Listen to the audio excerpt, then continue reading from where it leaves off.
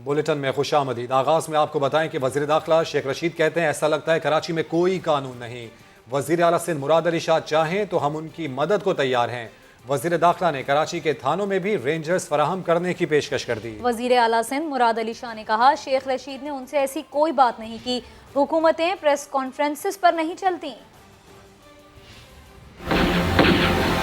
बड़ा जुल्म है। अदर मतीन बहुत ज़बरदस्त आदमी था और कराची में मैंने कहा है अगर मुराद शाह साहब कहे तो हम रेंजर्स थानों में भी देने के लिए तैयार हैं। शेख रशीद साहब ने मुझसे कोई ऐसी बात नहीं कि मुझे नहीं पता मीडिया की प्रेस कॉन्फ्रेंस के जरिए हुकूमतें नहीं चलती हैं। कराची में कल जो मैंने हालात देखे हैं वो नागुफ्ता बे हैं। ये शहर वही शहर है जहाँ हम खड़े हैं जो आज से 7-8 साल पहले छठा सबसे ख़तरनाक शहर दुनिया का कहा जाता था। क्योंकि मैं मरकज़ का वज़ीर दाखिला हूँ, अगर कहूँगा तो बात बहुत दूर चले जाएगी। ये करंट एक सिनेरियो पैदा हुआ है स्ट्रीट क्राइम का, जो कि बिल्कुल जो है तशवीशनाक है और उस पर हमने स्टेप्स लेने चाहिए। ऐसे नज़र आ रहा है कि कराची में कोई कानून नहीं रहा और इसके बुरे नतीजे भी निकल सकते हैं। इस तरीके से हुकूमतें नहीं चलती हैं कि मीडिया की प्रेस कॉन्फ्रेंसेस हों और उसमें ये बातें हों। कराची में बढ़ते हुए स्ट्रीट क्राइम के वाक़यात। रुकन सिंध असम्बली खुर्रम शेर जमान ने वफाकी वज़ीर दाखिला शेख रशीद को ख़त लिख दिया। राहज़नी की वारदातों की रोकथाम के लिए वफाक से ताउन की दरख्वास्त कर दी। खुर्रम शेर जमान ने ख़त में लिखा कि कराची में स्ट्रीट क्राइम के वाक़यात हद से ज़्यादा तजावुज़ कर गए हैं। 2021 में 80,000 से ज़ायद राहज़नी के केसेस रिपोर्ट हुए हैं। शहरियों का सिंध हुकूमत और कराची पुलिस से एतमाद ख़त्म हो गया है। शहर में जंगल का कानून शहरियों के लिए नाकाबिले बर्दाश्त हो चुका है। शहरी वज़ीर आज़म और वफाकी हुकूमत की जानिब देख रहे हैं। समा के सीनियर प्रोड्यूसर अतहर मतीन के कत्ल के खिलाफ सहाफ़ी बिरादरी कराची पुलिस ऑफिस के सामने एहतजाज कर रही है। मुजाहिरीन अतहर मतीन के कातिलों को गिरफ्तार करो, सिंध और पाकिस्तान के सहाफ़ियों को इंसाफ फराहम करो के नारे लगा रहे हैं। तो एक बड़ी तादाद है मुजाहिरीन की जो कि इस वक्त मौजूद हैं कराची पुलिस ऑफिस, जहां पर एहतजाज किया जा रहा है और मुजाहिरीन अतहर मतीन के कातिलों को गिरफ्तार करो, सिंध और पाकिस्तान के सहाफ़ियों को इंसाफ फराहम करो के नारे लगा रहे हैं। उनके भाई भी यहाँ पर देखे जा सकते हैं। बड़ी तादाद है यहाँ पर सहाफ़ी बिरादरी की जो कि कराची पुलिस ऑफिस के सामने इस वक्त एहतजाज कर रही है। आपको बताएं कि समा के सीनियर प्रोड्यूसर अतहर मतीन के कत्ल के खिलाफ सहाफ़ी बिरादरी कराची पुलिस ऑफिस के सामने एहतजाज कर रही है। सिंध और पाकिस्तान के सहाफ़ियों को इंसाफ फराहम करो और अतहर मतीन के कातिलों को गिरफ्तार करो। सहाफ़ियों की जानिब से ऐसी नारेबाजी की जा रही है और ये मुतालबा किया जा रहा है अतहर तेरे खून से इनकलाब आएगा। धरने में रुकने असम्बली समाजी सियासी शख्सियात भी शरीक है, जबकि अतहर मतीन के अहल खाना भाई और सहाफ़ियों की बड़ी तादाद इस वक्त यहाँ पर देखी जा सकती है। बैनर्स और प्ले कार्ड्स उठा रखे हैं इन मुजाहिरीन की जानिब से। कराची पुलिस ऑफिस है जहाँ पर एहतजाज किया जा रहा है और अतहर मतीन के कातिलों को गिरफ्तार करो सहाफ़ियों की जानिब से ऐसा मुतालबा सामने आ रहा है। तो धरने में रुकने असम्बली हैं, समाजी शख्सियात हैं और सियासी शख्सियात शरीक है, जबकि अतहर मतीन के अहल खाना भाइयों और सहाफ़ियों की बड़ी तादाद भी यहाँ पर देखी जा सकती है। समा के सीनियर प्रोड्यूसर अतहर मतीन जिनके बहिमाना कत्ल को अब 5 दिन हो चुके हैं, सहाफ़ी बिरादरी कराची पुलिस ऑफिस के सामने इस वक्त एहतजाज कर रही है, जबकि मुजाहिरीन अतहर मतीन के कातिलों को गिरफ्तार करो और सिंध और पाकिस्तान के सहाफ़ियों को इंसाफ फराहम करो के नारे लगा रहे हैं। अतहर मतीन का खून रायगा नहीं जाएगा, वज़ीर आला सिंध की लवाहिकीन को यकीन दहानी। हुकूमत शहीद के वरसा के लिए क्या मदद करेगी? मुराद अली शाह वाज़े जवाब न दे सके। कातिलों की गिरफ्तारी के लिए तफ्तीश में होने वाली पेशरफ्त बताने से भी इनकार कर दिया। इस वाक़े की जड़ तक पहुँचेंगे, मरहूम अतहर का खून जो है वो रायगा नहीं जाने देंगे। हम कामयाब भी हैं और नाकाम भी। वजीर आला सिंध शहीद अतहर मतीन के अहले खाना से ताज़ियत के लिए गए तो मीडिया से गुफ्तगू करते हुए ये मानने से इनकार कर दिया कि हुकूमत कुछ नहीं कर पा रही। खराब मईशत और मंशियात के धंधे को बढ़ते स्ट्रीट क्राइम की वजह ठहरा दिया। एक बहुत बड़ी वजह है ड्रग्स जो इस माशरे में फैल गए और उसके लिए भी कल भी हमने एक फैसला किया है। वो अगेन अकेली सिंध हुकूमत उसको नहीं मैनेज कर सकती, हमें पूरे मुल्क की जो है हुकूमतों को उसमें साथ मिलके, और इकोनॉमिक सिचुएशन जो मुल्क की ख़राब तर होती चली जा रही है उसकी वजह से भी पेटी क्राइम बढ़ रहा है। तो ये कहना कि कामयाबी क्या वजह नहीं हो रही, मेरा ख्याल है दुरुस्त नहीं है। शहीद के वर्सा की मदद का मामला हो या कातिलों की गिरफ्तारी के लिए पेशरफ, वजीर आला ने वाज़े जवाब नहीं दिया। जो भी रियासत के तौर पे, रियासती एक सतून के तौर पे जो हमारा फ़र्ज़ है वो पूरा करेगी। उसकी डिटेल्स में जाना या कोई फ़ायदा नहीं है। जो आपने दूसरा सवाल किया, यस प्रोग्रेस हुई है, लेकिन जब तक हम तय तक पहुंच ना जाए हमको कोई बात करना मुनासिब नहीं है। एक सवाल पर मुराद अली शाह ने कहा कि पुलिस में भी ऊपर से नीचे तक सजा और जजा का निजाम ला रहे हैं। जनरल परसेप्शन आप सबकी भी है, एसएचओ को तो पता होता है कि उसके इलाके में क्या क्राइम हो रहा है, इस वजह से वहीं से शुरू होता है। इसी सिलसिले में कल एडिशनल आईजी साहब ने अपनी अकाउंटेबिलिटी के लिए भी एक फार्मूला दिया है, एक तरीक़ाकार दिया है, जो उधर से शुरू होता है और नीचे एसएचओ तक या इवन सिपाही तक जाता है, जो चौकी इंचार्ज है उन तक जाता है कि कैसे असेस करेंगे।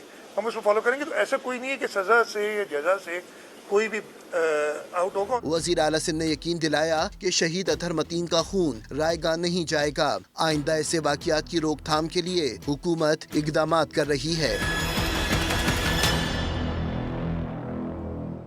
और अब बात करते हैं नूर मुकद्दम कत्ल केस की, जिसका ट्रायल मुकम्मल हो गया है। फैसला महफूज कर लिया गया है। 24 फरवरी को सुनाया जाएगा। हतमी दलाइल में मरकजी मुल्जिम जाहिर जाफर के वकील ने कहा कत्ल का कोई चश्मदीद गवाह तो है ही नहीं, जबकि इस्तिगासा के वकला ने जवाबी दलाइल देते हुए कहा जाहिर जाफर जाए वकुआ से आला कत्ल के साथ गिरफ्तार हुआ है। मुल्जिम के वालिदैन, घरेलू मुलाजमीन और थेरेपी वर्क्स अमले ने पुलिस को आगाह ना करके सहूलतकार का किरदार अदा किया। शरीक मुल्जिमान को भी सजाए मौत या उम्र कैद दी जाए।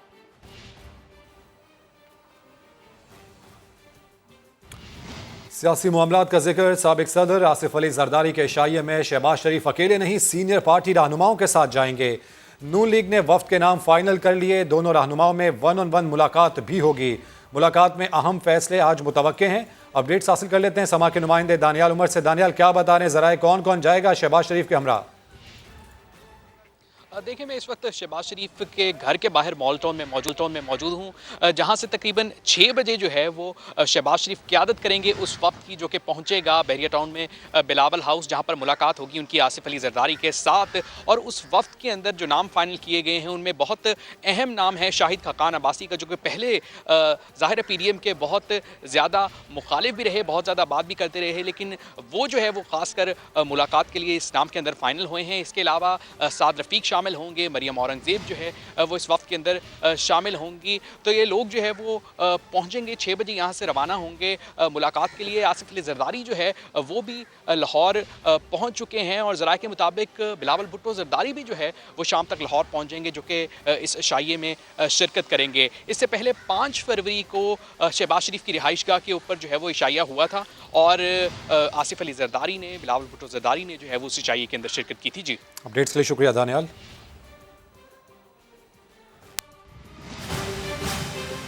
खबरों में आगे जानिए, बैरूनी इमदाद लानत करार। इत्तेहादियों से बात कर रहे हैं, जहांगीर तरीन से भी कर लें। वजीर दाखिला शेख रशीद का तहरीक इंसाफ को मशवरा। कहा सियासतदान कभी अपने दरवाजे बंद नहीं करते।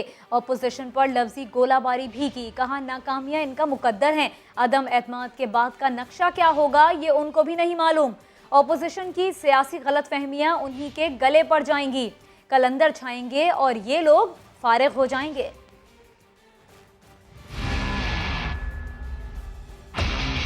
तहरीके इंसाफ जहां और लोगों से बात कर रही है, जहांगीर तरीन से भी बात की जाए तो जिम्मेदारी का सबूत देगा। और अगर मुझसे कोई पूछे तो मैं ये कहूंगा कि जहांगीर तरीन से भी बात होनी चाहिए। सियासतदान कभी दरवाजे बंद नहीं करता। नून लीग 14 साल बाद काफ लीग की तरफ जा सकती है, तो इमरान खान और जहांगीर तरीन तो पुराने साथी हैं।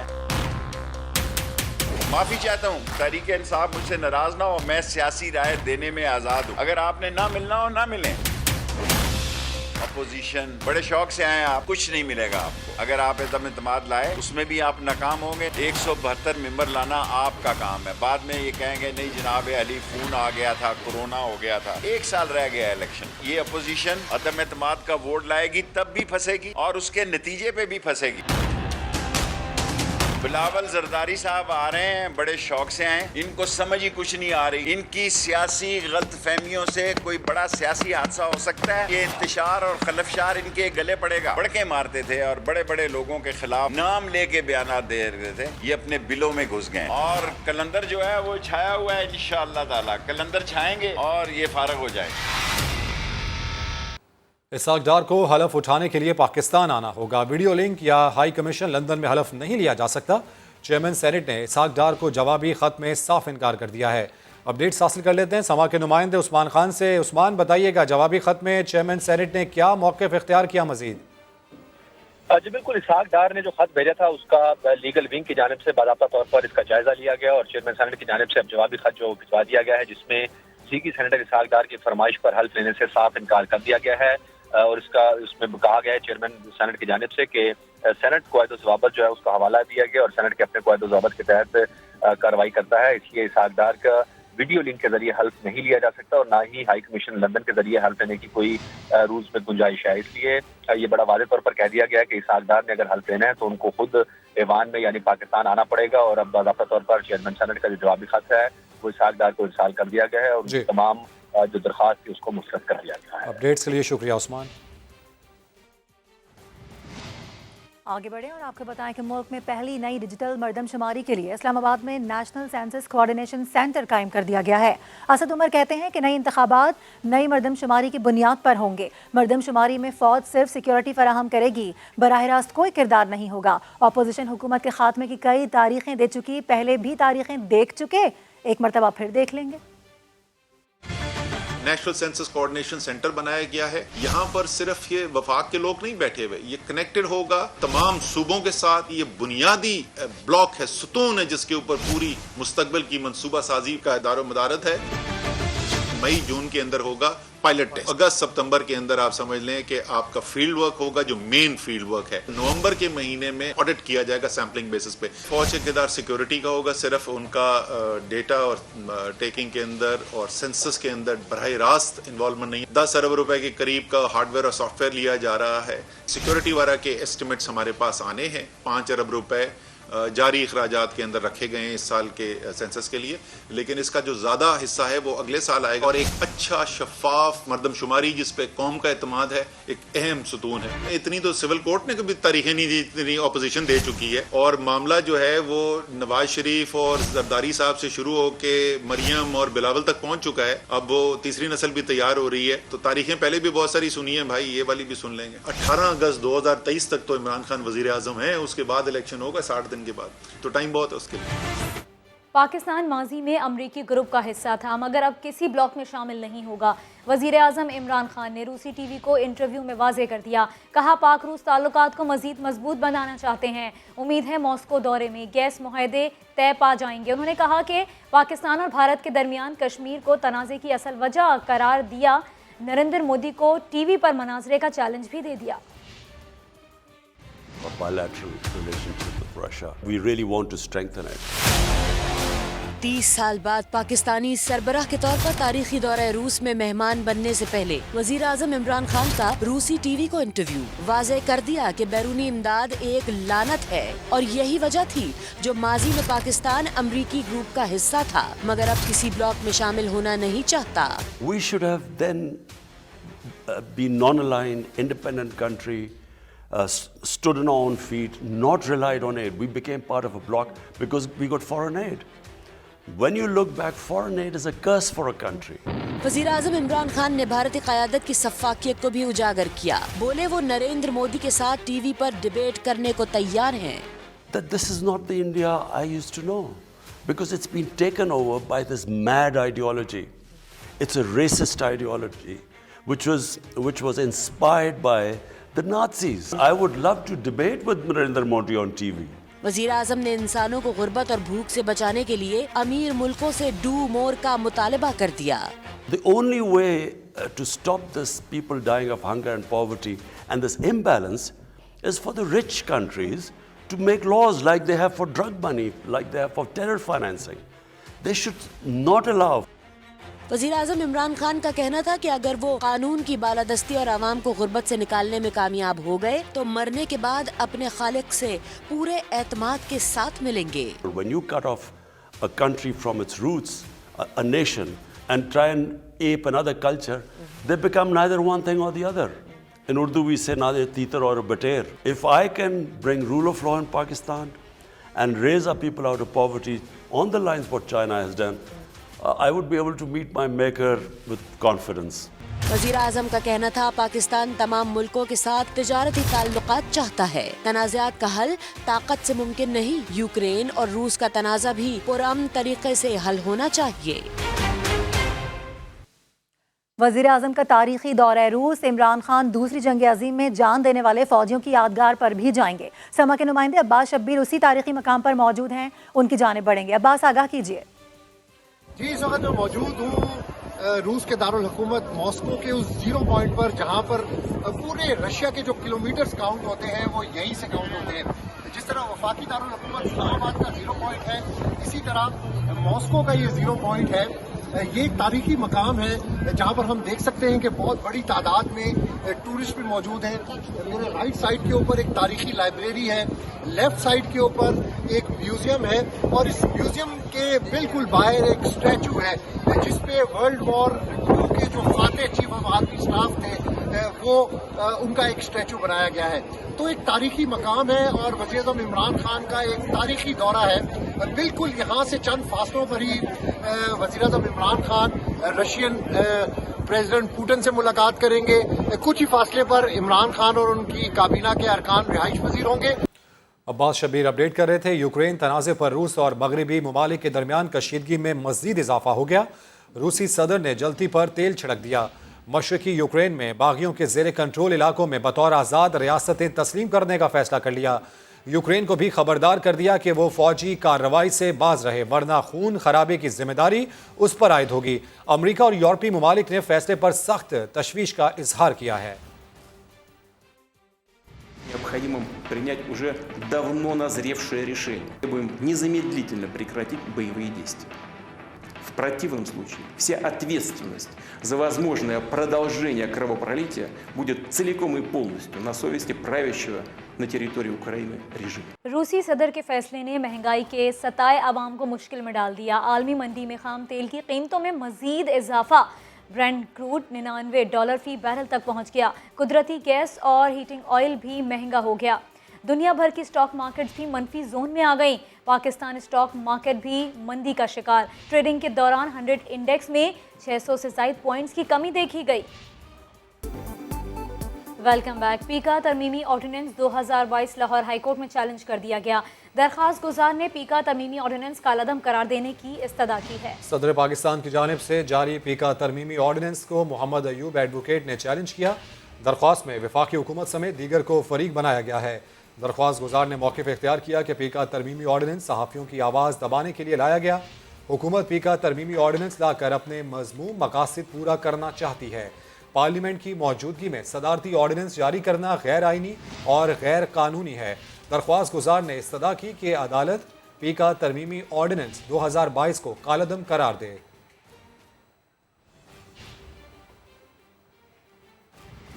सुप्रीम कोर्ट बार ने पीका और इलेक्शन एक्ट तरमीमी ऑर्डिनेंस चैलेंज करने का ऐलान कर दिया। इसी पर बात करेंगे। जुल्कनन इकबाल हमारे साथ मौजूद हैं। जुल्कनन, क्या मौक़िफ़ इख्तियार किया है सुप्रीम कोर्ट बार ने? देखिए, सदर सुप्रीम कोर्ट बोर्ड हसन भून की जानिब से पीका और इलेक्शन एक्ट ऑर्डिनेंस की न सिर्फ मजम्मत की गई बल्कि इसको खिलाफ आइन भी करार दिया गया है और कहा है कि ये पीका ऑर्डिनेंस जो है वो अवाम का गला घोंटने के मुतरादिफ है। इंतहा पसंदी की एक आला मिसाल उन्होंने कहा कि ये है। साथ ही साथ उन्होंने कहा कि इलेक्शन एक्ट में जो तरमीम की गई है उससे न सिर्फ अदम तवाज़ुन पैदा होगा बल्कि जो इंतखाबी उम्मीदवार हैं उनके ऊपर एक तलवार लटकेगी, क्योंकि हुकूमती उम्मीदवार जो है, जो हुकूमती अहदेदार हैं, वो बेसिकली जो भी ऐलानात करेंगे, वहाँ कंपेन चलाएंगे, वो प्री पोल धांधली के जुमरे में आएगा। इसलिए सुप्रीम कोर्ट बार जल्द ही इन दोनों ऑर्डिनेंस को आला अदलिया में चैलेंज करेगी। जी, बहुत शुक्रिया, आपने आगाह किया जुल्कनैन। बराह रास्त आपको लिए चलेंगे। समा के सीनियर प्रोड्यूसर अतहर मतीन के खिलाफ एहतजाज हो रहा है और वहीं पर मौजूद हैं MQM के रहनुमा वसीम अख्तर। 14 सालों से यहाँ रूल कर रहे हो, हुक्मरानी कर रहे हो, आप गलत कर रहे हो, ज्यादती कर रहे हो पूरे सिंध के साथ भी और कराची के साथ भी, मगर उनके कानों पे जूं नहीं रेंगती। हमारे सारे जो ट्रेडर्स हैं, जो टैक्स पेयर हैं, वो आवाज बुलंद करते रहे और हुकूमत से जो जवाब आता है और जो जस्टिफिकेशन आती है वजीरों से या चीफ मिनिस्टर साहब से, वो ये आती है कि दूसरे सूबों में भी तो क्राइम हो रहे हैं, इससे पहले भी तो क्राइम हुआ करते थे। सीएम साहब कहते हैं कि NFC अवार्ड में पैसा पूरा नहीं मिलता हमें, वो जितना मिलता है वो कहाँ जाता है सीएम साहब? आप 14 साल से हो, पुलिस के महकमे को मजबूत करते, आपको रेंजर्स की जरूरत ही नहीं पड़ती। आपने अपने पुलिस का महकमा मजबूत क्यों नहीं किया? आप खुद इतने अरसे से होम डिपार्टमेंट देख रहे हो, पुलिस का हाल क्या हुआ है। आपको 1200 अरब रुपया, आपको 1200 रुपया, 12 अरब रुपया, 1200 अरब रुपया मिलता है एनएफसी अवार्ड का। वो 1200 अरब जाता कहां है? ये सवाल आपसे बहुत अरसे से किया जा रहा है।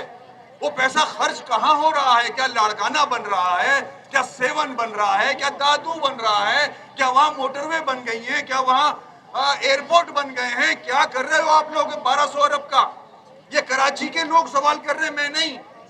अब ये सियासी मसला नहीं रहा, ये इंसानी मसला बन चुका है।